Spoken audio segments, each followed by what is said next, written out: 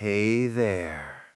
Tonight, we're stepping through the fog-thick streets of Victorian London, into doorways lit by flickering gaslight, where the air smells of tobacco, spilled ale, and secrets best left unspoken.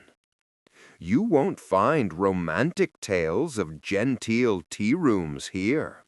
Just the cold, smoky truth of the public house, where society's mask slipped, where fortunes changed hands, and where the line between sanctuary and danger blurred with every poured drink.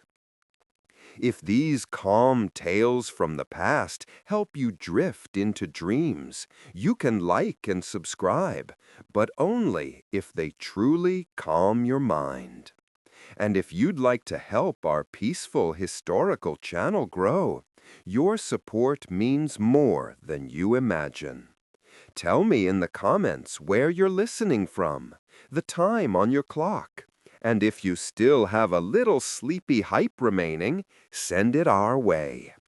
It's oddly comforting to know who else is drifting off to the same slow march through history. So, dim the lights. Let your imagination paint the worn wooden bar, the etched glass catching gaslight, the murmur of voices in dark corners. Settle in, and let's begin with the hidden world of Victorian London's pubs. The year is 1850. London stretches before you, a sprawling beast of a city, its population swelling past 2 million souls. The Industrial Revolution has transformed what was once a manageable town into an overcrowded metropolis of impossible contrasts. Grand squares sit mere streets away from rookeries where whole families share single rooms. Factory chimneys belch smoke that mingles with the fog rolling off the Thames, creating that peculiar yellow-gray murk that Londoners simply call the smoke. In this world of soot and struggle, of long working hours and longer nights, the public house stands as something between refuge and ruin. You cannot walk 3 blocks in any direction without encountering a pub. They cluster thickest in the poorest neighborhoods, their brightly lit facades promising warmth and forgetfulness to those who can spare a few pennies. In the East End, in Whitechapel and Shadwell, in the warrens around the docks, the pubs are smaller, dirtier, more desperate. In the West End, along the Strand and in Holborn, they take on grander airs, with names like the Crown and Anchor or the King's Arms, their signs swinging above cobblestone streets. But all of them, from the meanest gin shop to the most ornate palace, serve the same basic function. They are where London go to drink. And London drinks. By God, does London drink! In a city where the water isn't safe, where milk is often adulterated with chalk and water, where tea costs more than a working man's daily wage, alcohol isn't just recreation. It's sustenance. It's medicine.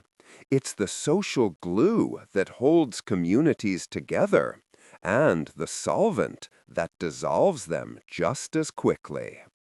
A laborer might start his day with a pint of beer alongside his bread. A clerk might take a quick gin at lunch to steady his nerves.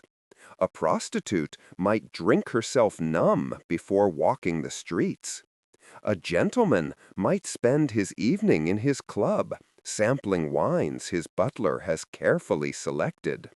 Drinking permeates every class, every occupation, every corner of Victorian life.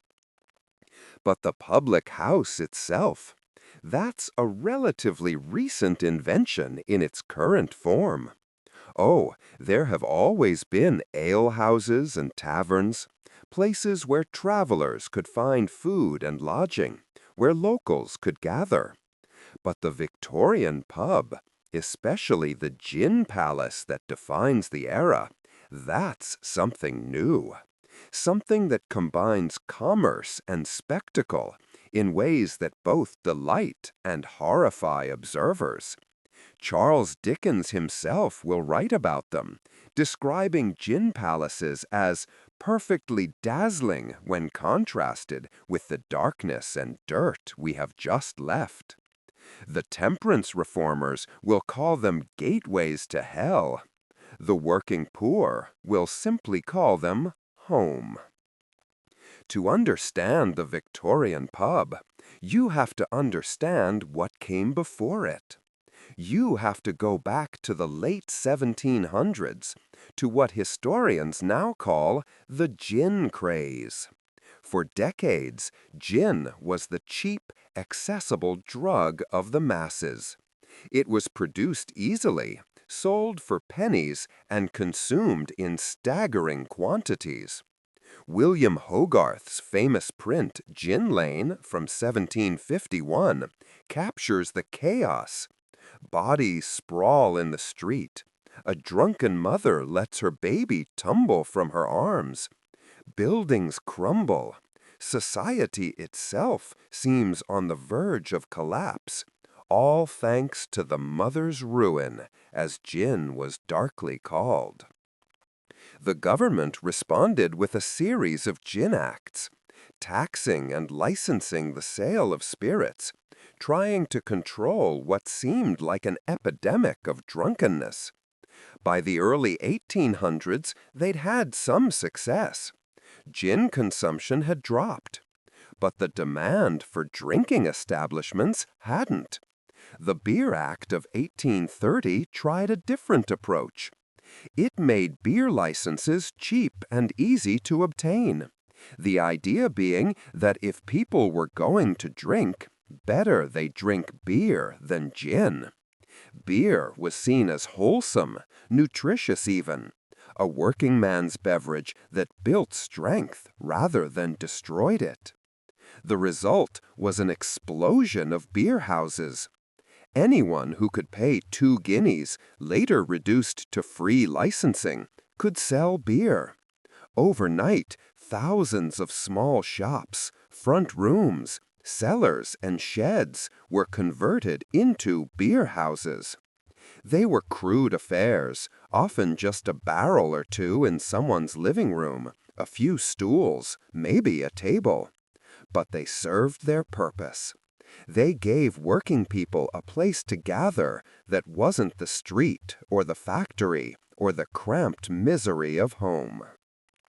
Then came the gin distillers' response. They weren't about to let the beer sellers have all the profit.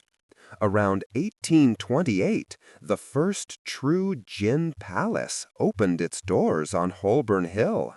It was operated by Thompson and Fearon, and it changed everything. This wasn't a dingy dram shop where you stood at a counter and knocked back your spirits in the shadows. This was something altogether different.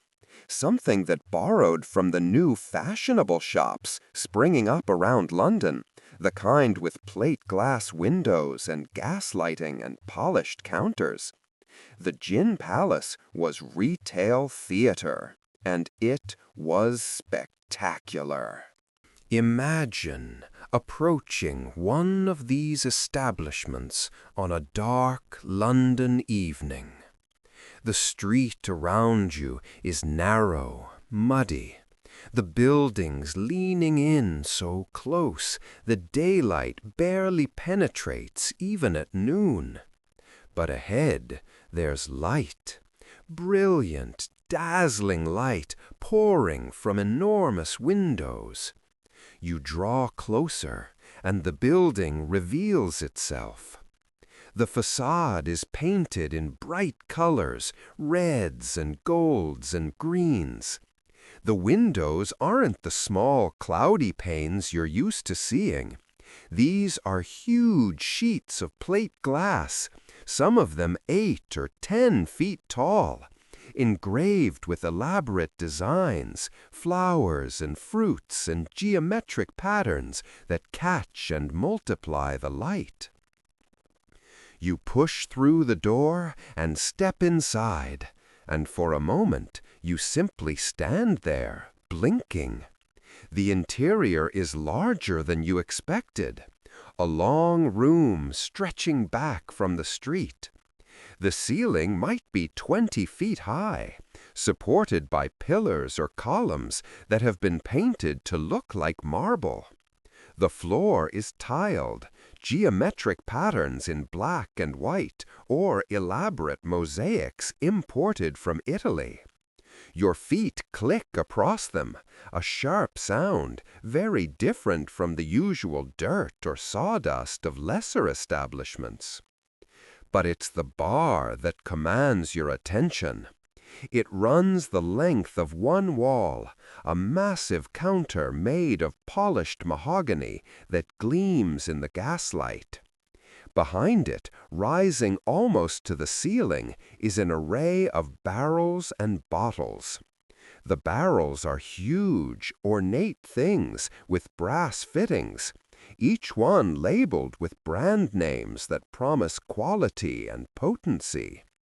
Cream of the Valley, the real knock-me-down, the out and out, the good for mixing.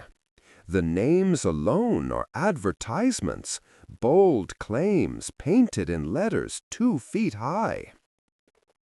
Between and around the barrels, mirrors have been mounted, huge sheets of silvered glass that multiply the light and make the space seem even larger than it is. Some of the mirrors are plain, but the best ones are engraved, etched with designs that scatter the gaslight into 1,000 points. Look up and you see more decoration, carved molding, ornate plasterwork, perhaps a painted ceiling with clouds and cherubs, all illuminated by the gaslights. The gaslights themselves are a revelation. This is new technology, only recently made safe and affordable enough for commercial use. Each fixture is a work of art, brass or bronze shaped into flowers or geometric designs, with multiple burners that can be adjusted to control the brightness. Some palaces go further, installing revolving lights above the door that cast moving patterns onto the street, a beacon visible for blocks. The sheer amount of light is staggering, especially to someone whose home is lit by a single candle or a smoky oil lamp. In here, you can read a newspaper, examine the details of someone's face, see the true color of the gin in your glass. It's like stepping from night into day. The bar itself is designed for efficiency. This isn't a place where you sit down and wait for service. You approach the counter, state your order, and it's poured immediately. The design, borrowed from shop counters, allows the barman to serve dozens of customers quickly. Beer engines, those hand-pumped mechanisms that draw ale from barrels in the cellar, are mounted right on the bar, gleaming brass and ceramic handles that the barmen work with practiced efficiency. For spirits, there are the great barrels behind the bar, each one positioned for easy access, tubes and taps allowing the liquor to flow directly into your glass. Pay your penny, or your tuppence, or your shilling, depending on what you've ordered, and step away from the counter. Some gin palaces have compartments, Small semi-private areas divided by carved wooden screens or frosted glass panels, each one just large enough for a small group. These are called snugs, and they offer a bit of privacy, a place where you might conduct a quiet conversation or simply drink without being observed by the entire room. Other palaces are more open, just one large space where everyone mingles, the press of bodies and the fog of tobacco smoke, creating an atmosphere that's both convivial and slightly dangerous. The clientele is mixed, though certain palaces cater to certain classes. You see dock workers still in their rough clothes, the smell of fish and rope clinging to them. Clerks in worn suits, their collars fraying but still stiffly starched, desperate to maintain an appearance of respectability. Street vendors, the costermongers who push barrows full of fruit or vegetables or fried fish, their hands stained and calloused. Young men, apprentices and shop boys, spending their wages on gin and bravado. And women, more women than you might expect. Some are there with their husbands, some are there alone. Married women who ought to be home preparing dinner, but who stopped for a quick drink or two or three. And some are there to work. Prostitutes who know that the gin palace is where men with money gather, where a night's earnings might be made. Children, too, though perhaps that shouldn't surprise you. Victorian London has a different relationship with childhood than later eras will. Children work, children beg, and children drink. Not necessarily to excess, but it's not uncommon to see a young boy or girl sent by their parents to fetch a jug of gin or beer, or to see them in the pub itself, sipping from a glass while their mother or father conducts business. The gin palace is a democratic space in ways that other institutions aren't. Here, for the price of a drink, anyone can enter, can share the warmth and the light and the brief illusion of plenty. But not everyone approves. Walk past a gin palace on a Saturday night when the workers have just been paid, and you'll see the reformers standing outside. Representatives of the temperance societies that are beginning to organize in earnest. They hand out pamphlets warning of the dangers of drink. They might even try to bar the entrance, pleading with men not to throw away their wages on gin, begging them to think of their wives and children waiting at home. Sometimes they're successful. More often, they're ignored, or worse, mocked and shoved aside by men who've worked 60 hours this week and want nothing more than to forget it for a few hours. The early gin palaces, the ones that open in the 1830s and 1840s, are controversial precisely because they're so attractive. The old gin shops had been squalid places, easy to condemn, easy to associate with moral decay. But these new establishments, with their lights and their mirrors and their air of sophistication, they're harder to dismiss. They suggest that drinking isn't just for the desperate and the degraded, that it might be refined, even elegant. The temperance advocates argue that this makes them more dangerous, not less. They're making vice attractive, they say, luring in people who might otherwise resist temptation. The publicans and distillers who run the gin palaces see it differently. They're providing a service, they argue. They're giving working people a place of comfort and community. And besides, they point out, these establishments are carefully regulated. They're required to hold licenses. They're required to sell not just gin, but also wine and beer, providing options for more moderate consumption. They're subject to inspection, to laws about closing hours and who can be served. They're, in short, respectable businesses. The debate rages through the middle decades of the century, with editorials in newspapers, speeches in Parliament, sermons from pulpits. But while the moral arbiters argue, the gin palaces proliferate. By the late 1840s, there are more than 5,000 of them in the London area alone. And that doesn't count the surrounding villages that will eventually be swallowed by the expanding city. They've become an inescapable part of the urban landscape, as characteristic of Victorian London as the railway stations and the department stores and the street markets. And they're evolving. The term gin palace starts to be applied to any lavishly decorated pub, even ones owned by brewers rather than distillers, even ones where gin isn't the primary product.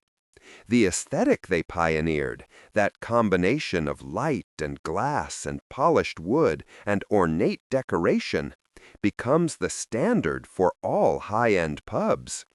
If you're building a new public house in the 1850s, 1860s, or 1870s, this is the style you aspire to. The golden age of pub building has begun, and London is transformed. Not every pub is a palace, of course. In fact, most aren't. Scattered throughout the city are thousands of smaller establishments, beer houses that never upgraded, old coaching inns that predate the gin palace era, tiny corner pubs that serve their immediate neighborhood and no one else. These places have their own character. They're darker, quieter, less showy. The bar might be just a plank laid across two barrels. The floor might be dirt or rough wood. The lighting might be a few tallow candles that smoke and gutter. But they serve their purpose. They're the pubs where regulars truly are regular, where everyone knows your name and your business, where credit might be extended if you're a bit short this week. Walk into one of these neighborhood pubs and you immediately sense the difference. The Gin Palace is about spectacle and volume, about serving as many customers as possible as quickly as possible. These smaller pubs are about community. There's the same corner seat every night saved for old Tom, who's been coming here for 40 years. There's the regular dart game every Thursday. There's the publican who remembers that you take your beer in a particular glass, who asks about your sick mother, who might quietly slip your children a bit of bread and cheese if he knows times are hard. These pubs have their own geography within the city. Every neighborhood, every district, every warren of streets has its local. And within that local, there's a complex social order. The seat by the fire is for the senior residents. The corner near the door is where the younger men gather. Women, if they come at all, often remain in separate rooms, the snugs or parlors, where they can drink without being seen as improper.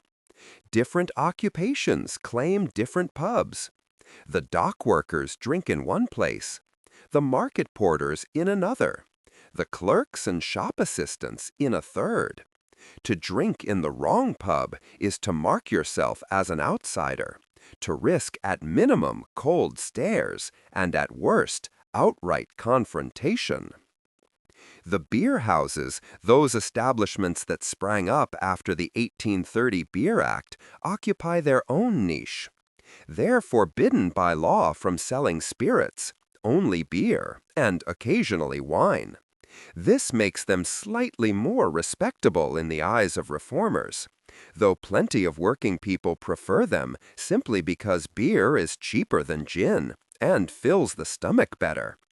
The beer house might be a converted front room, still partially furnished like a home, with a few chairs and a table and a barrel in the corner. Or it might be more elaborate, a purpose-built establishment with its own bar and proper seating. Either way, it's focused on volume. Workers come in groups, order pints, and settle in for the evening. But there's another category of drinking establishment altogether, one that exists in the shadows, that doesn't advertise, that the respectable reformers often don't even know exists. These are the hidden pubs, the illegal drinking dens, the places where criminals gather and where the law fears to tread. To find them, you have to know where to look. You have to be part of the world they serve. Start in the rookeries, those warrens of courts and alleys where the poorest Londoners live. Places like St. Giles, Seven Dials, Jacob's Island, the Old Nickel. These neighborhoods are mazes, deliberately confusing, with passages that end in dead ends, staircases that lead nowhere, doors that open onto hidden courtyards. The police patrol the main streets, but venture into the rookeries only in numbers, and even then cautiously. In here, the usual rules don't apply. And in here, there are drinking places that bear only a passing resemblance to legitimate pubs. They might not have a proper bar at all. They might be just a cellar, accessed through a door you'd never notice if you didn't know it was there, down a staircase slick with God knows what, into a low-ceiled room lit by a single lantern. The proprietor might be a woman, often an older prostitute who's moved into a more entrepreneurial line of work. She sells whatever she can get cheaply. Gin cut with turpentine or water. Beer brewed in her own back room that tastes more of the Thames than of any honest grain. You pay for your drink and you drink it standing, because there are no chairs, no tables, just packed earth underfoot and walls that weep with damp.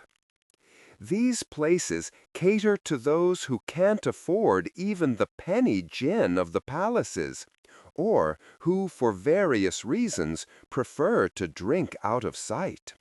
Thieves planning their next job, prostitutes between clients, beggars counting the day's takings, children, runaways and orphans who found a kind of family in the streets, the very old, worn down by years of labor, drinking to ease the pain in their joints and their lungs. The atmosphere is one of quiet desperation, though occasionally something like camaraderie sparks among the patrons. They're all survivors, after all. They've all learned to navigate a city that barely acknowledges their existence. Then there are the thieves' kitchens, establishments with a more specific purpose. These are where stolen goods change hands, where the bounty from a burglary or a picked pocket gets converted into cash. The publican, or the figure who runs the place, acts as a fence. You come in with a stolen watch, a gentleman's wallet, a bolt of silk lifted from a warehouse. You drink while negotiations happen. A price is agreed upon. Money changes hands. The goods disappear into a back room, later to be sold through more legitimate channels or shipped out of London entirely to places where their provenance won't be questioned. The police know about some of these establishments. Magistrates occasionally order raids. But closing one thieves' kitchen just means another opens up 3 streets over. The economics are too favorable, the demand too strong. And besides, these places serve a function for the criminal underworld. They're neutral ground where rival gangs can interact without violence, where young thieves can learn from older ones, where news and rumors circulate. A successful burglary in Mayfair will be discussed in a St. Giles thieves' kitchen within hours. A new constable who's particularly zealous will be identified and his habits noted. Information flows as freely as the gin, and both are currencies. Some of these hidden establishments have rooms upstairs or in the back where other business is conducted.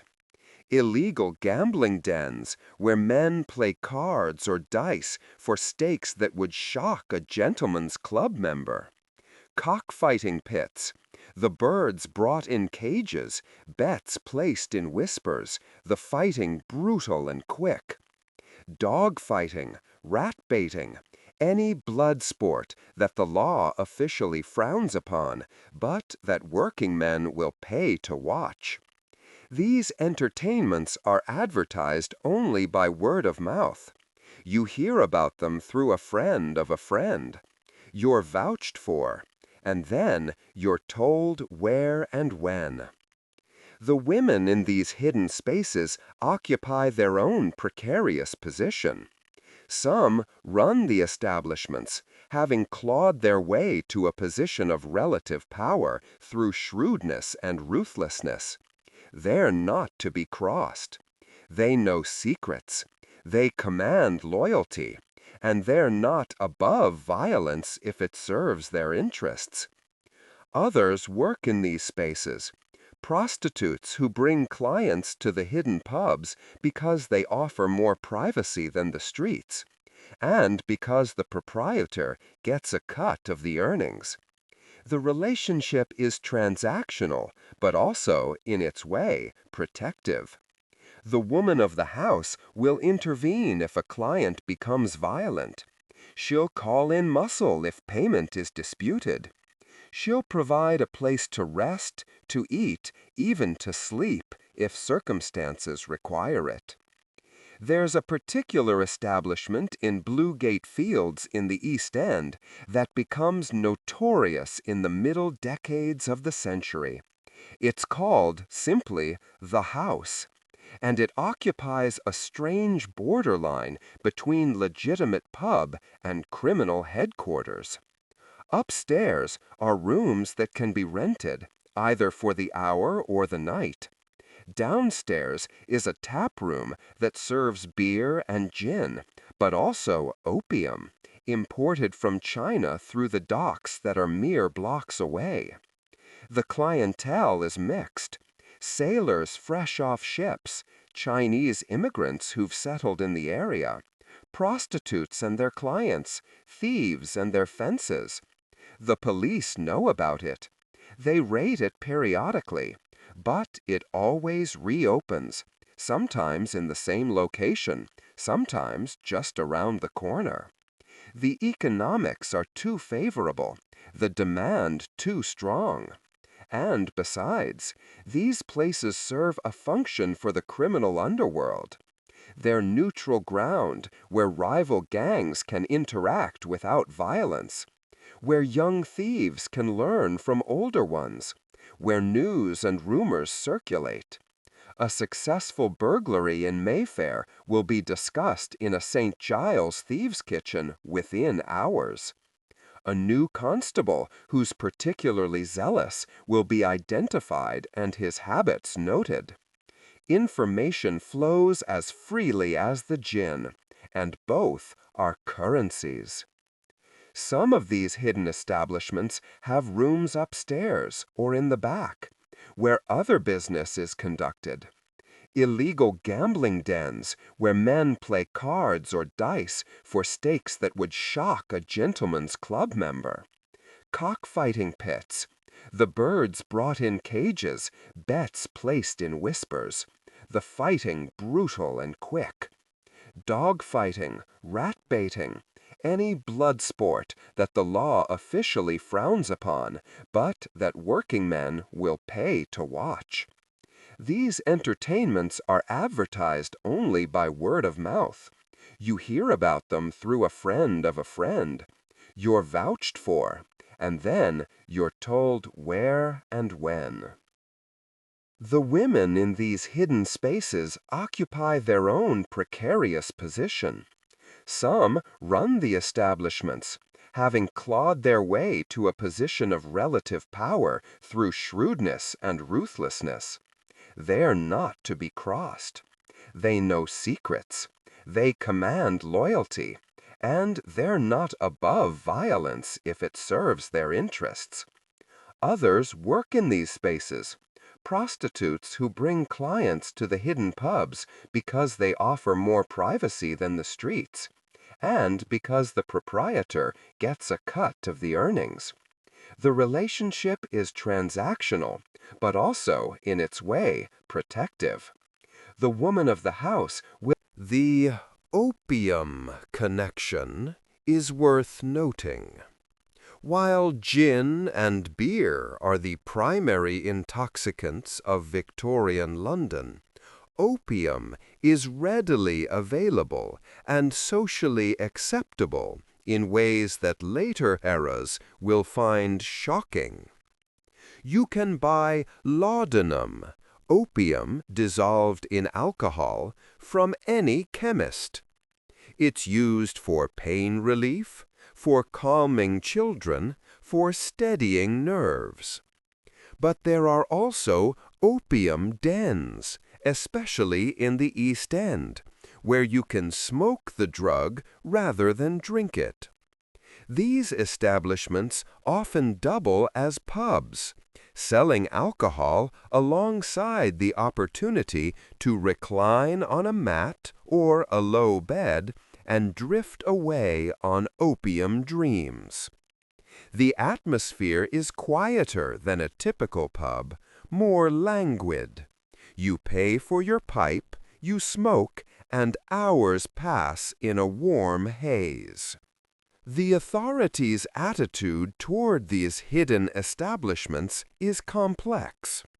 On one hand, they're clearly illegal, operating without licenses, often serving adulterated or outright poisonous beverages, facilitating crime.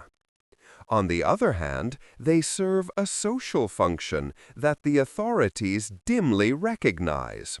They keep the criminal element contained and somewhat manageable. They provide intelligence, as informants in these pubs can tip off police to planned crimes or wanted individuals. And they're a pressure valve, a place where the truly desperate can go, which might prevent more visible disorder on the streets. Not all hidden drinking happens in dedicated establishments. There's also the phenomenon of servants and the working poor creating their own spaces. In the big houses of Mayfair and Belgravia, the servants' halls often include a small tap, a barrel of beer that the butler oversees, providing drinks to the staff after their duties are complete. It's technically legal, since it's not being sold publicly, but it's also not always entirely respectable. These servant hall sessions can get raucous, with gossip about the masters upstairs flowing as freely as the beer, with flirtations and quarrels and occasionally fights. Similarly, in the factories and workshops, there are places where workers gather during breaks or after shifts to drink. These might be nothing more than a corner of the yard, a spot where someone has stashed a bottle. But they serve the same function as the pub, providing a moment of relief, a chance to complain about the foreman or the working conditions, to share a joke or a story. The fact that they're technically on work grounds, technically during work time, makes them illicit. But the factory owners often turn a blind eye, recognizing that completely prohibiting drink would provoke rebellion, and that allowing these small infractions makes the workers more manageable. There's another layer to the hidden drinking culture, and that's the role of women, particularly respectable women who would never be seen in a public pub. The temperance reformers of the era become increasingly concerned about what they call secret drinking, the phenomenon of middle-class and even upper-class women drinking at home, in private, where their consumption can't be monitored or controlled. This isn't pub drinking in any conventional sense, but it's part of the same culture of alcohol that permeates Victorian life. These women might start innocently enough, taking a medicinal glass of wine for their health, or a bit of brandy for their nerves. But without the social checks of the pub, without anyone to observe and comment on their consumption, some develop serious drinking problems. They might have alcohol delivered discreetly, hidden in parcels, or disguised as other goods. They might send servants to fetch it, swearing them to secrecy. The family doctor might even prescribe it, unaware of how much is actually being consumed. This secret drinking is particularly troubling to the temperance advocates, because it suggests that drunkenness isn't just a problem of the working classes, that even the respectable classes are vulnerable, but in ways that are harder to see and address. But let's return to the visible world of the public house, the one that defines Victorian London in the popular imagination. Let's step back into a gin palace on a Saturday night when the week's wages have just been paid and the place is packed. The noise hits you first. It's a wall of sound, hundreds of conversations happening at once, laughter and arguments and the clink of glasses, all echoing off the tiled floor and the high ceiling. The air is thick with tobacco smoke, a blue haze that hangs below the gaslights, and with the smell of alcohol and sweat and wet wool, because it's raining outside and people's clothes are steaming in the warmth. You push your way toward the bar, excusing yourself, bumping against bodies, feeling the press of humanity. The barmen are working at full speed, pouring drinks in a continuous motion, taking money, making change, never stopping. One of them is a woman, which isn't uncommon. Barmaids are a relatively new phenomenon, introduced by gin palace owners who realized that a pretty face behind the bar increases sales. She's young, perhaps 20, her hair piled up, her dress respectable but tight enough to show her figure. She flirts mildly with the customers, nothing too forward, just enough to keep them buying rounds. The temperance reformers hate the barmaids, seeing them as temptresses. The customers love them for the same reason. You order your gin, and it's poured from one of those great barrels, a generous measure into a glass that's thicker than fine crystal, but clear enough to show the liquid's color. You pay your penny and turn away, cradling the glass carefully, because the press of bodies means you could easily be jostled. You're looking for a place to stand, or ideally a snug, when you hear raised voices. A fight is starting near the door. It's a common enough occurrence. Two men, both already drunk, have bumped into each other, and neither is willing to apologize. Words are exchanged, growing louder. Friends step in, trying to separate them, but friends can quickly become combatants in their own right. The publican appears, a large man with a red face and arms like hams. He doesn't say much. He just places himself between the would-be fighters, his presence a reminder that this is his establishment and he won't tolerate disorder. Most nights, that's enough. The men glare at each other, make a few more grumbling comments, then separate. Crisis averted. But some nights, the fight happens anyway, spilling out onto the street, drawing a crowd, occasionally attracting the attention of a passing constable, who might arrest everyone involved just to simplify matters. If you're lucky enough to secure a spot in one of the snugs, you can observe the pub's life from a slight remove. The carved wooden screen that partially encloses you is stained dark with decades of tobacco smoke and sticky with spilled drinks. The bench you sit on has been worn smooth by thousands of previous occupants. You can see through the decorative cutouts in the screen, watching the crowd without being too visible yourself. This is where quieter business happens, where deals are made, where affairs are arranged, where secrets are traded.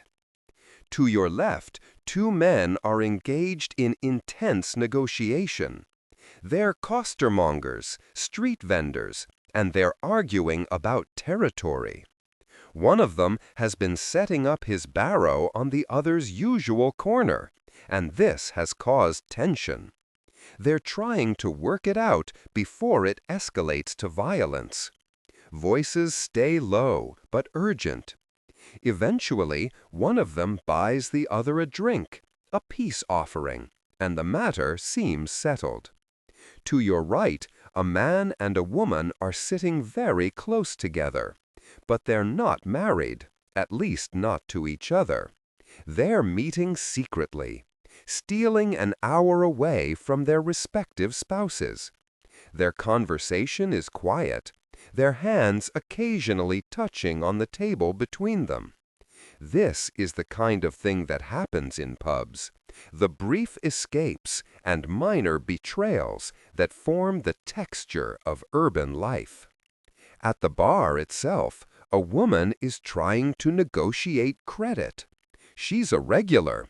The publican knows her, but she's already running a tab, and he's reluctant to extend it further. She pleads, promising to pay at the end of the week when her husband gets his wages. It's a familiar scene. The publican finally agrees, but warns her that this is the last time, that if she doesn't pay, she'll be barred. She accepts the drink gratefully and retreats to a corner. The entertainment in a gin palace is informal and constant. Someone might start singing, a music hall song or a bawdy ballad, and others join in. There are no pianos in most gin palaces. The space is needed for customers, but the human voice suffices. The songs are loud, usually dirty, occasionally patriotic. Between songs, people tell stories, jokes, share the latest gossip. Who got arrested? Which ship came in today? Is it true the Queen is expecting another child? The pub is where information circulates, where the news of the day gets interpreted and debated. As the night wears on, the character of the pub changes.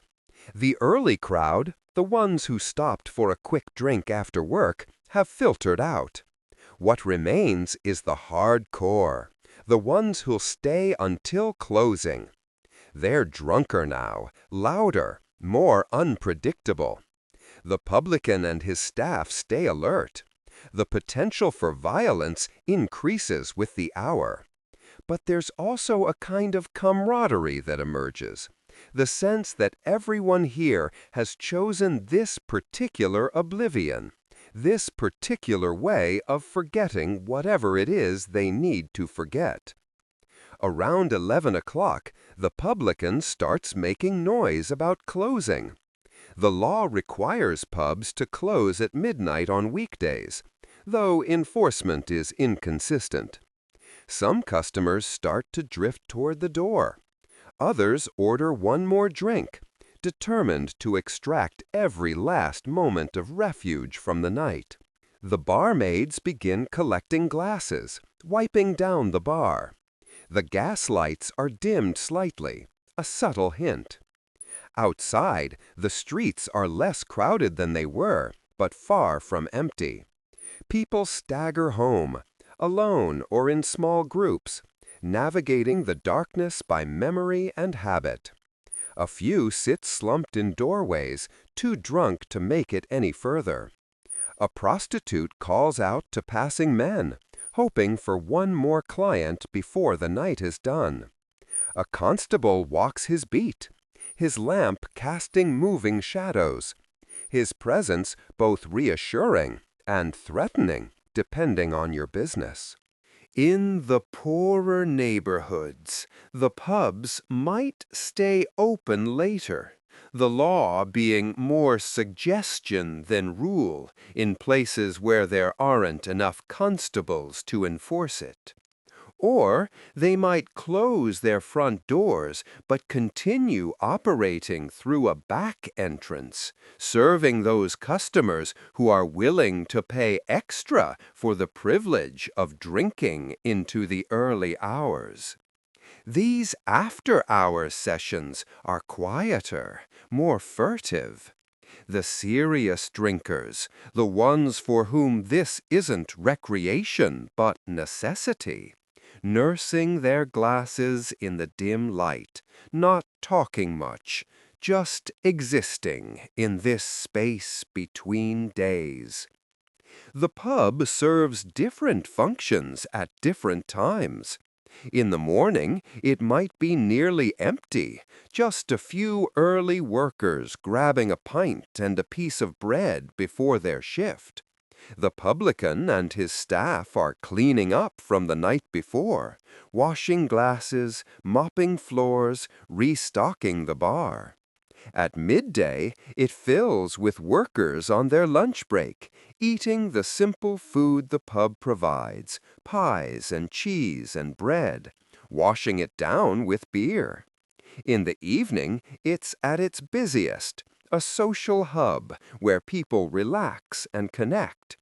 And late at night, it becomes something darker, a refuge for those who have nowhere else to go.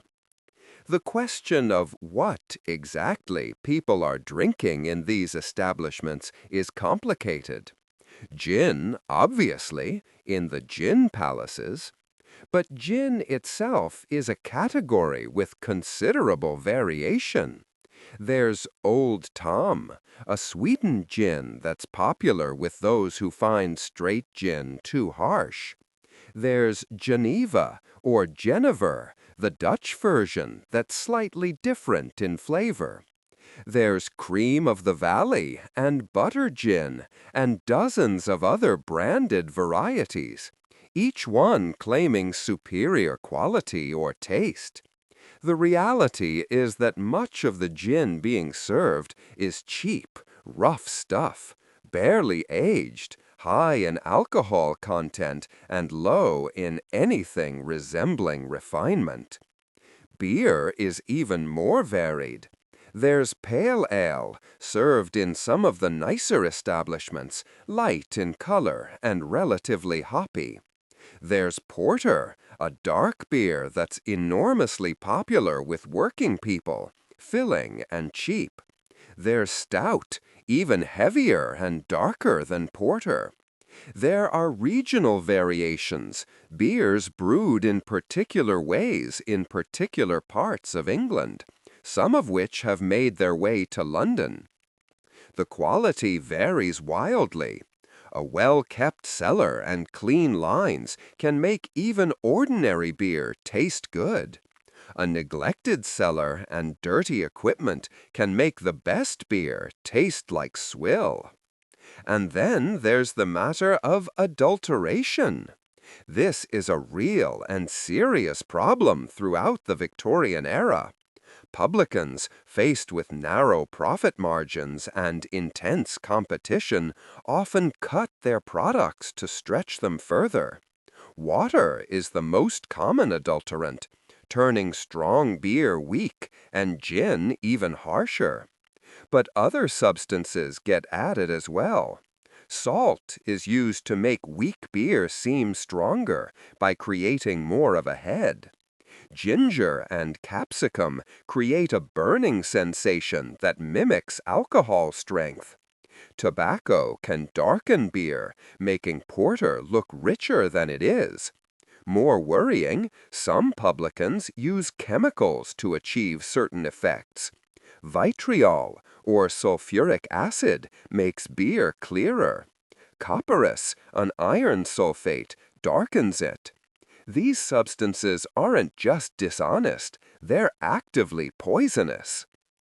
The problem becomes so severe that Parliament eventually passes laws requiring chemical analysis of beverages, and chemists begin publishing their findings.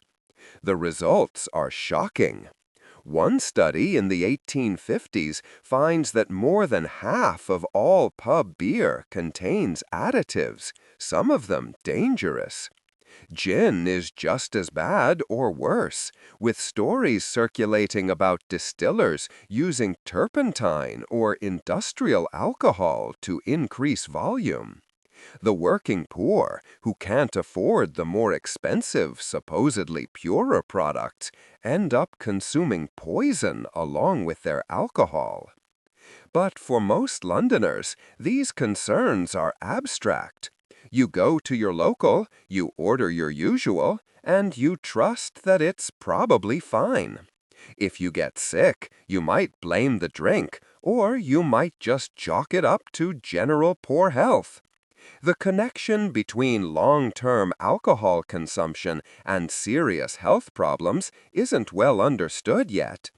People know that drinking too much causes immediate drunkenness and hangovers, but the idea that it's destroying your liver or your brain, that's not common knowledge. The experience of drunkenness itself is democratizing in its way. Whether you're a gentleman in a private club or a laborer in a gin palace, alcohol affects you. Judgment fails, coordination suffers, speech slurs. The world becomes softer. Problems seem less pressing, at least temporarily. For working people, this is often the only respite they get. The only time when the constant grind of poverty and labor recedes, even if just for an evening. But drunkenness also brings out other behaviors, not all of them pleasant. Violence increases. The fights that start in pubs often result from alcohol lowering inhibitions and loosening tongues. Domestic violence, too, is fueled by drink. A man comes home drunk after spending his wages at the pub, and his wife confronts him, and the argument escalates. Children hide under beds while their father rages. The morning after brings shame, perhaps, but also the certainty that it will happen again. Because this is the pattern, this is the life. The relationship between alcohol and sex is complicated in Victorian London. Officially, sex outside marriage is scandalous, sinful. But in practice, enormous numbers of people are engaging in it, and alcohol is often part of the equation. Prostitution is widespread, with estimates suggesting tens of thousands of women working in London alone. Many of them use pubs as their base of operations. They linger in gin palaces, making eye contact with potential clients, perhaps sharing a drink before conducting business, either upstairs if the pub has rooms, or outside in an alley or a cheap lodging house nearby. For the prostitutes, the pub is workspace, but also community. They know the other women working there. They might look out for each other, warning about violent clients, sharing information about police movements. The publican might tolerate their presence because they bring in customers, or he might charge them a fee for the privilege of working from his establishment. The barmaids, those respectable young women serving drinks, sometimes walk a fine line. They're not prostitutes, but they're expected to be friendly, flirtatious even, and some customers don't understand the distinction. More than one barmaid has found herself fending off unwanted advances, or worse. The moral reformers fixate on this connection between drink and sexual immorality. They write pamphlets describing young girls, daughters of respectable working people, being lured into prostitution through pubs. The story usually goes something like this. An innocent girl takes a position as a barmaid, needing the wages. She's exposed to drink and to bad company. She's gradually corrupted, perhaps seduced by a customer, perhaps simply worn down by her circumstances. She takes to drinking herself, and from there it's a short slide into prostitution. Whether these stories are accurate or exaggerated, they're effective propaganda, playing into Victorian anxieties about female vulnerability and moral decay. Men, too, are seen as morally endangered by pubs, though in different ways. The temperance literature is full of tales of promising young men who fall into drink, destroying their careers and their families. The narrative usually involves a man who starts out respectable, perhaps a clerk or a small tradesman, who begins stopping at the pub after work. At first, it's just one drink. Then it's two. Then he's spending every evening there, spending money his family needs. His work suffers. He loses his position. His wife and children go hungry. Eventually, he's drinking around the clock, living in squalor, perhaps turning to crime to fund his habit. The ending is usually death, either from the drink itself, or from an accident while drunk, or from disease in a workhouse or jail. These temperance narratives are morality tales designed to frighten people away from drink. But they're not entirely fabricated. Alcoholism, though not yet understood as a disease in the modern sense, is a real problem. There are people who can't control their drinking, who destroy themselves and their families in pursuit of alcohol. The question is whether the solution is individual moral reform, as the temperance advocates argue, or something more structural, addressing the poverty and hopelessness that drive people to drink in the first place. The temperance movement itself is a major force in Victorian society. It starts small, with individual societies forming in the 1830s, but it grows rapidly. By mid-century, there are hundreds of temperance organizations, each with its own approach and philosophy. Some advocate for moderation, arguing that drinking in small amounts is acceptable, but excess is the problem. Others promote total abstinence, insisting that the only safe approach is to never touch alcohol at all. These are the teetotalers, and they're the more radical wing of the movement. The movement draws heavily from the middle classes and from religious groups, particularly the nonconformist churches, the Methodists and Baptists and Quakers, who are already suspicious of worldly pleasures. They hold meetings, often in chapels or rented halls, where speakers tell dramatic stories of their own redemption from drink. The formula is fairly consistent. Describe how low you fell, how drink destroyed your life, and then explain how you were saved, either through religion or through the support of the temperance community. The audience is encouraged to take the pledge, to publicly commit to abstinence, and many do, caught up in the emotion of the moment. The temperance advocates also produce a staggering amount of literature. There are temperance newspapers and magazines, temperance novels and poems, temperance songbooks filled with hymns about the evils of drink. The quality varies, but the volume is impressive. They're trying to create a counterculture, an alternative to the pub-centered social life of working-class London. They set up temperance halls where people can gather for lectures and concerts and social events, all without alcohol.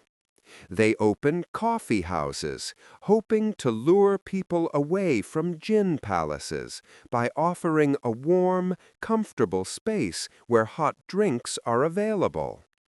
The coffee houses have mixed success.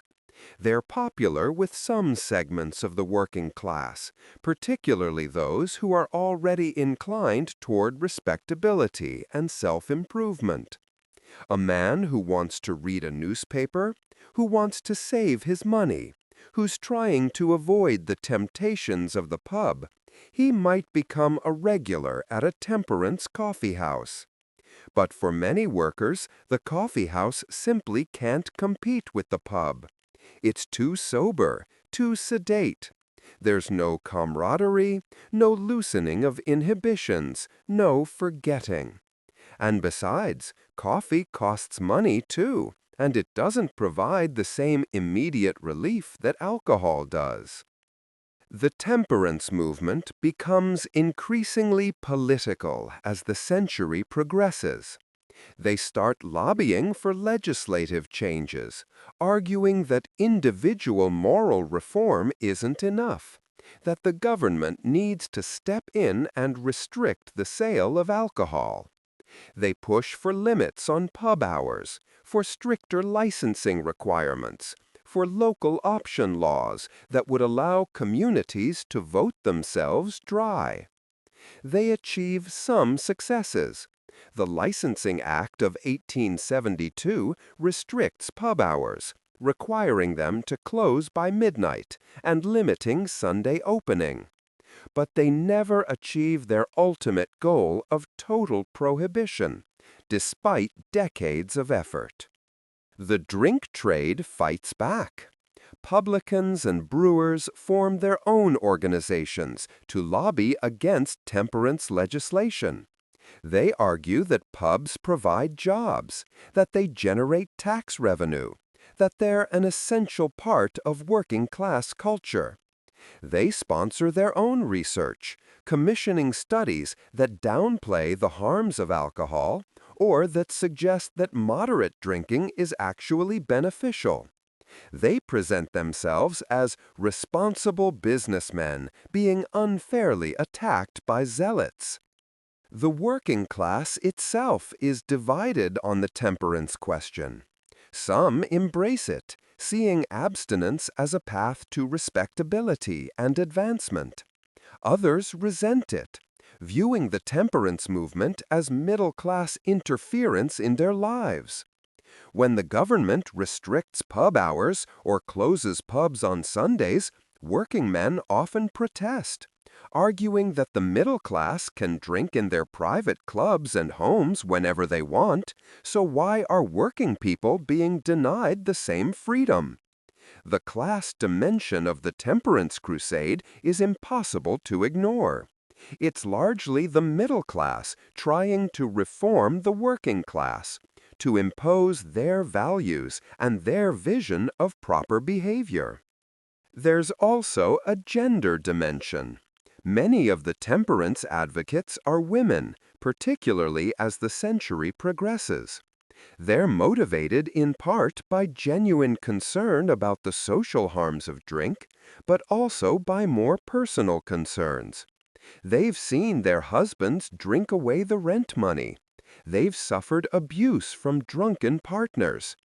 They want to protect themselves and their children. The pub, in this view, is the enemy, the place that steals men away from their families and turns them into monsters. But not all women oppose pubs. Working-class women frequent pubs, despite the social stigma. They go to buy jugs of beer to take home. They go to meet friends. They go because, like the men, they need somewhere to escape the cramped misery of their homes. The respectable temperance advocates often look down on these women, seeing them as degraded. But the women themselves don't necessarily see it that way. They're navigating their circumstances as best they can. Sunday dinner is when some pubs shine. Because many working-class homes don't have ovens, families bring their Sunday roasts to the local bakery to be cooked. And then they might take the cooked meat to the pub, where they'll eat it along with drinks. This becomes a kind of social event, families gathering in the pub's public rooms, children running around while adults eat and drink and talk. It's a bit of celebration in the midst of difficult lives, a weekly ritual that marks the distinction between work days and rest. The publicans themselves are a diverse group.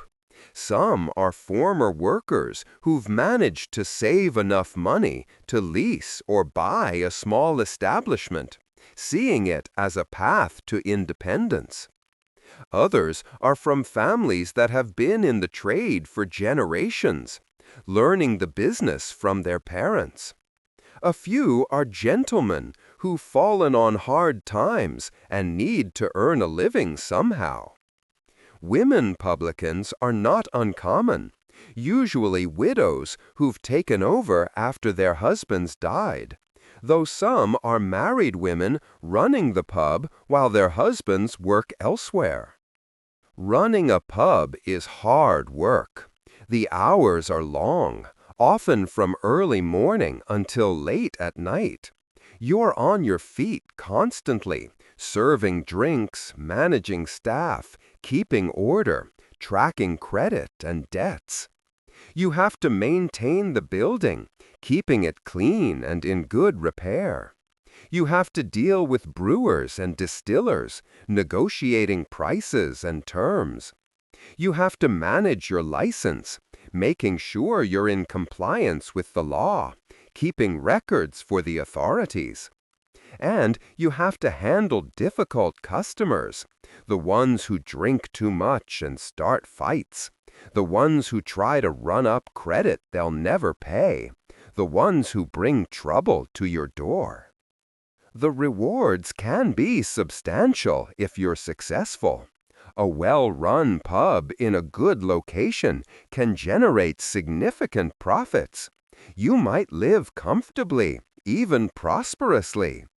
You might expand, taking over additional pubs, building a small empire. But the risks are equally significant. Pubs fail regularly. Competition is fierce. A shift in neighborhood demographics. A new railway line that diverts foot traffic. A scandal that drives customers away. Any of these can destroy your business. And if you've borrowed money to set up, if you owe debts to brewers, failure can mean ruin. The relationship between publicans and brewers is particularly important. By the mid-Victorian period, an increasing number of pubs are tied houses, meaning they're owned by breweries and the publicans are essentially tenants. The brewery supplies the beer, often at inflated prices, and takes a cut of all profits. The publican has less independence, but also less financial risk. He doesn't have to worry about buying the property or even the initial stock. He just has to run the place and hand over the brewery's share. Tied houses change the pub landscape. The breweries have more capital than individual publicans, so they can afford to build or renovate to higher standards.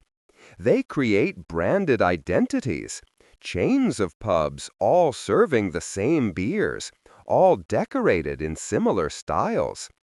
This leads to some standardization, which the temperance advocates complain about. They argue that the breweries are deliberately making pubs more attractive to lure in more customers and increase alcohol consumption.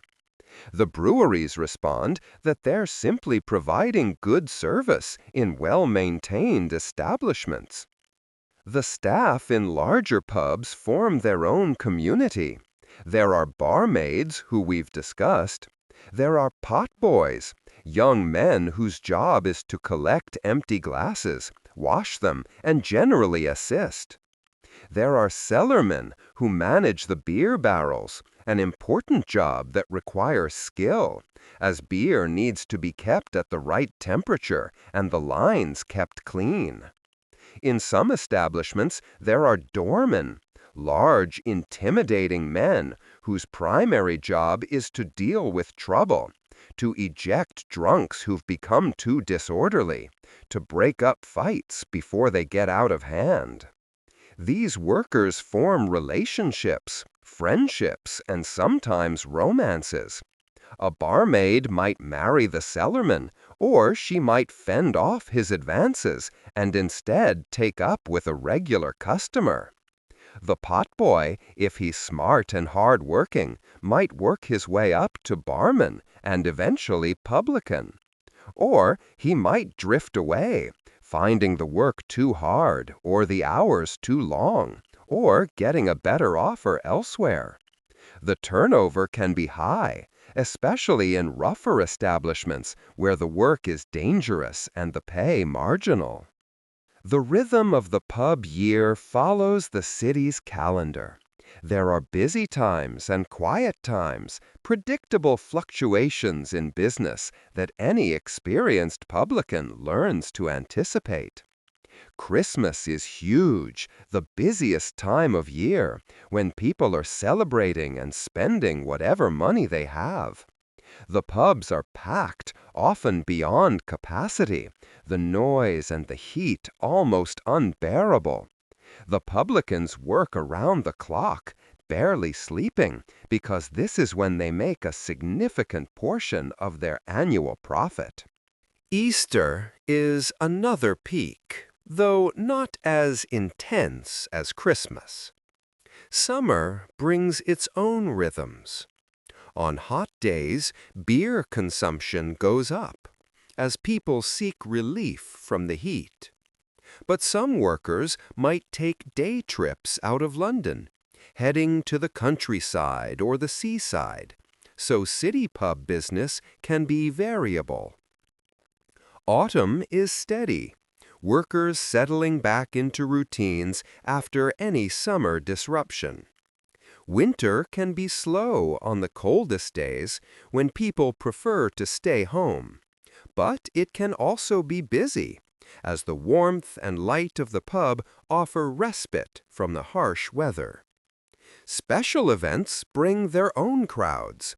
A royal celebration, a military victory. These occasions turn into public drinking festivals. Pubs stay open longer, often with official permission.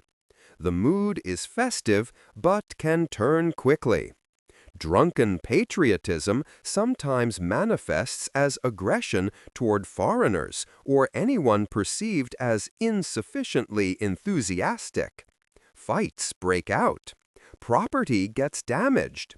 The next day brings hangovers and recriminations, but also a sense that something has been shared, that the community has come together, however messily. The music hall begins to emerge in the middle of the century, growing out of pub entertainment. Some pubs start dedicating rooms or building small stages where performances can happen. These aren't just random sing-alongs anymore, but organized shows. There are singers, mostly working-class men and women, performing popular songs. There are comedians telling jokes that range from gentle to bawdy. There are dancers, jugglers, magicians, performing acts that combine skill with spectacle. You pay a small admission fee, you buy your drinks at inflated prices, and you watch the show. The music halls grow more elaborate over time. Some become large, purpose-built theaters, though they retain the name and the informal atmosphere of the pub. You can eat and drink during performances, shout comments at the performers, sing along if you know the words. It's participatory in a way that formal theater isn't. The acts that succeed in the music halls are often those that speak to working-class concerns and experiences. Songs about hard work and bad luck and unfaithful lovers. Comedy that mocks the pretensions of the upper classes or the corruption of authority. But we're getting ahead of ourselves. In the earlier part of the Victorian period, music hall is still emerging, still very much connected to the pub itself. The entertainment in most pubs remains informal. Someone with a good voice starts singing. Others join in. If there's space, someone might dance. The publican might encourage it, seeing it as good for business. Or he might discourage it if it gets too rowdy and risks attracting police attention. The line between acceptable revelry and disorder is constantly negotiated. Games are played in pubs. Darts, that quintessentially English pub game, though in Victorian times it's often played with shorter, heavier projectiles and on different boards. Dominoes and cards, gambling for small stakes or just for pride. Billiards, in pubs large enough to have a table. These games provide structure to the evening, give people something to do besides just drink. They're social, requiring participation, and they're competitive enough to be engaging without usually leading to serious conflict. Fighting, when it happens, follows certain patterns. It's usually between men, though women occasionally participate. It often starts over something small, a perceived insult, an accidental jostle, a dispute about money or women or respect. Alcohol lowers inhibitions and makes minor slights feel intolerable. The fight itself can be anything from a brief scuffle that's broken up quickly to a serious brawl that leaves people injured and property damaged. The police response depends on many factors, whether they happen to be nearby, whether the pub is known for trouble, whether anyone is seriously hurt. The police themselves have a complex relationship with pubs. They're supposed to enforce licensing laws, to ensure pubs close at the required times, to prevent disorder. But they also rely on pubs for information. A constable on the beat might stop in to his local pubs regularly, not to drink while on duty, but to chat with the publican, to keep his ear to the ground. Pubs are where rumors start and spread. And a smart constable knows that maintaining good relations with publicans can provide valuable intelligence about crime in the area. Corruption is not unknown. A constable might accept a free drink to look the other way when a pub stays open past hours.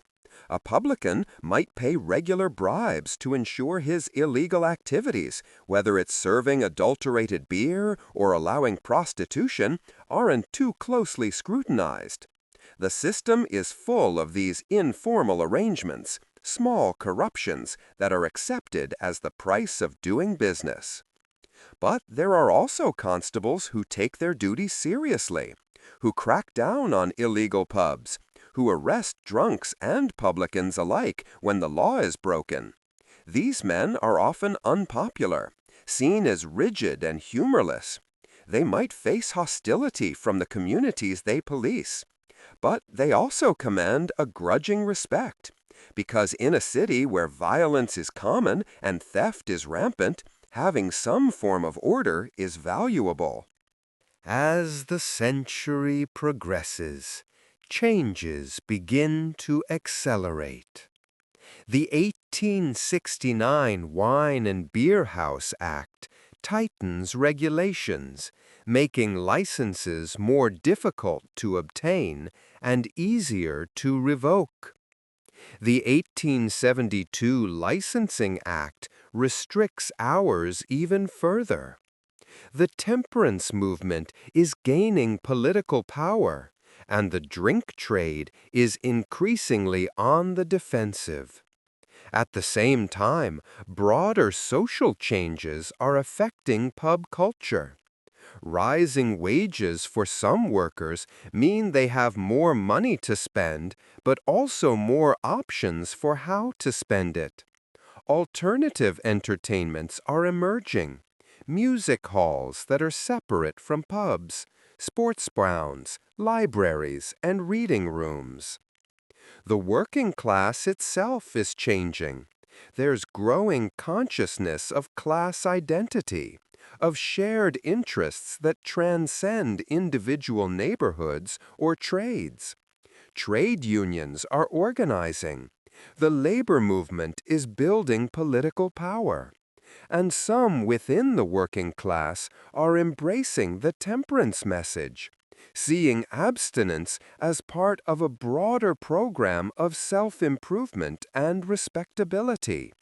The respectable working class starts to distinguish itself from the rough working class, and one marker of respectability is controlled or absent drinking. At the same time, the pub is adapting.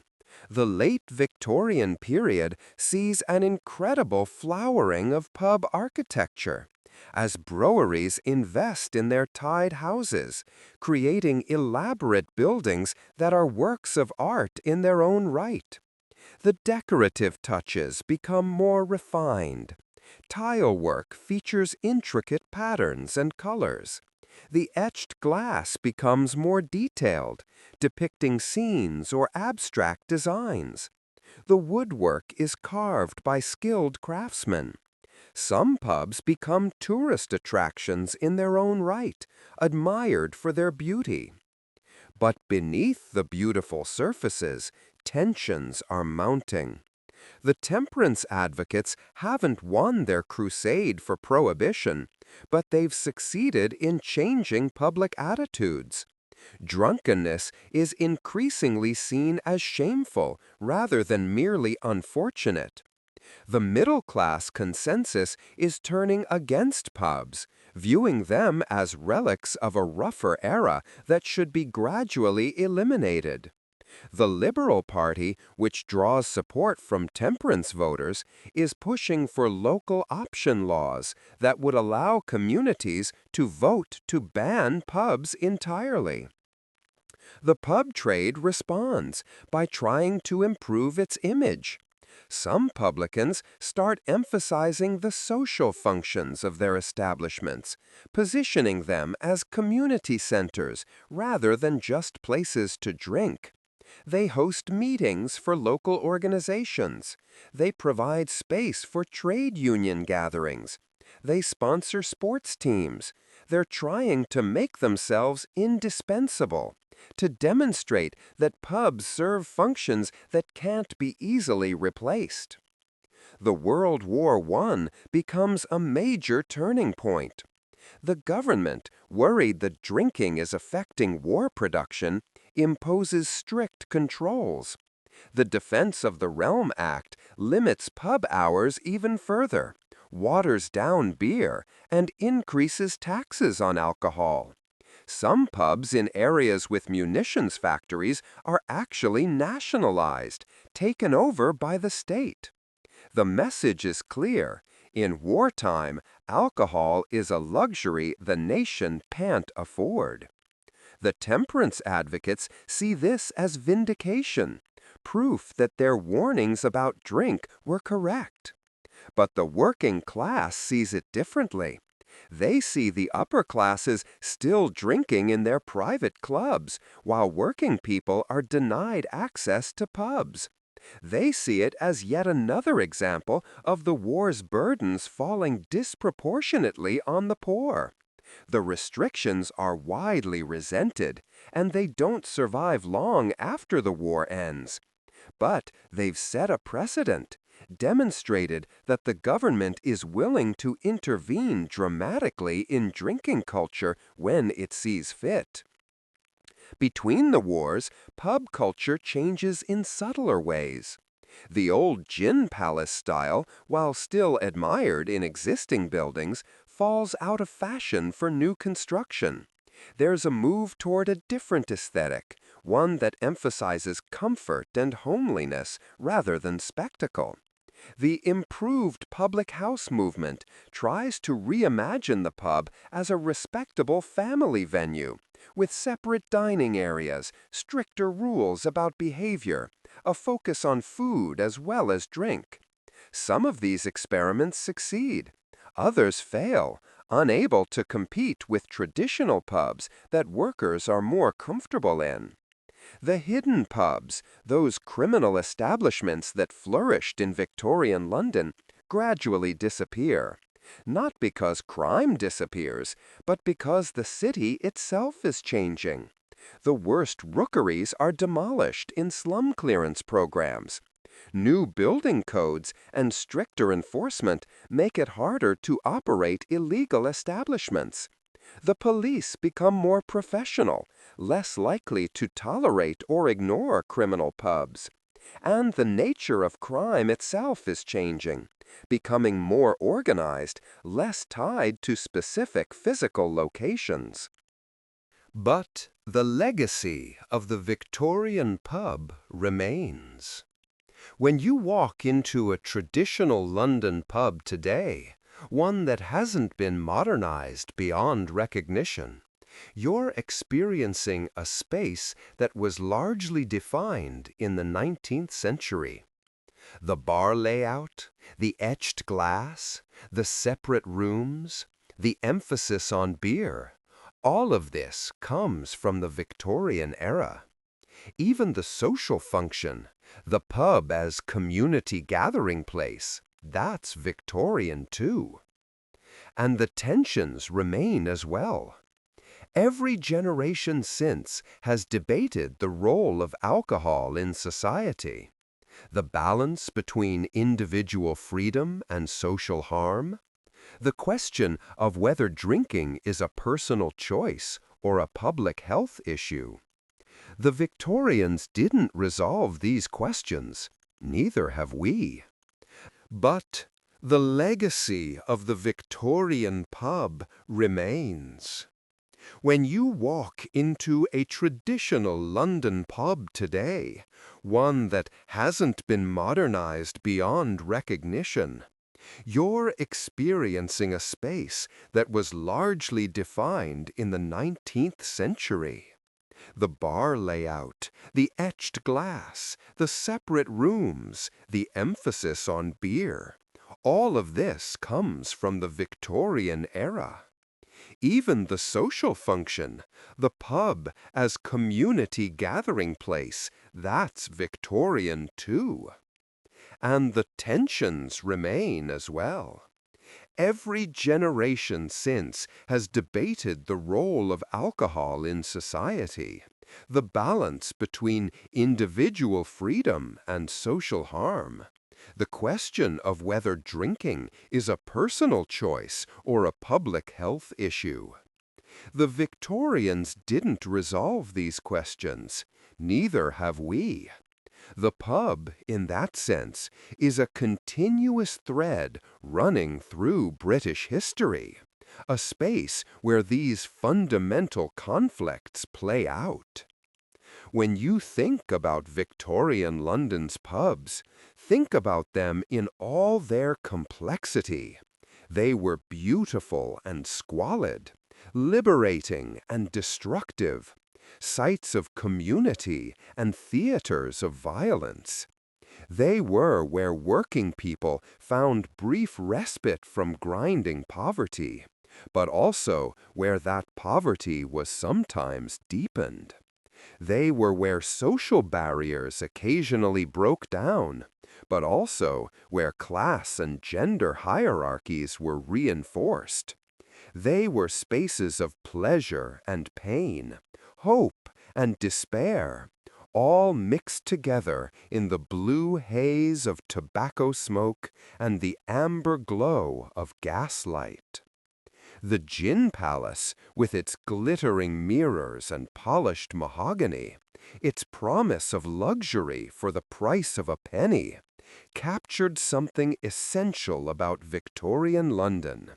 It was a city of extremes, where tremendous wealth and desperate poverty existed side by side, where modern technology and medieval squalor occupied the same streets, where the future and the past collided daily. The pub was where ordinary Londoners negotiated these contradictions, where they found ways to survive and sometimes even to thrive in an often hostile environment. So here we are, at the end of our journey through the hidden world of Victorian pubs. We've walked through gin palaces blazing with light, and through dark cellars where criminals plotted. We've heard the songs and the laughter and the cries of fights breaking out. We've watched barmaids pour gin, and publicans maintain order, and temperance advocates pleading for salvation. We've seen the beauty and the ugliness, the community and the exploitation, all of it part of the same vast, complicated story. The Victorian pub was never just one thing. It was many things to many people, and those meanings shifted depending on who you were, where you lived, what you needed.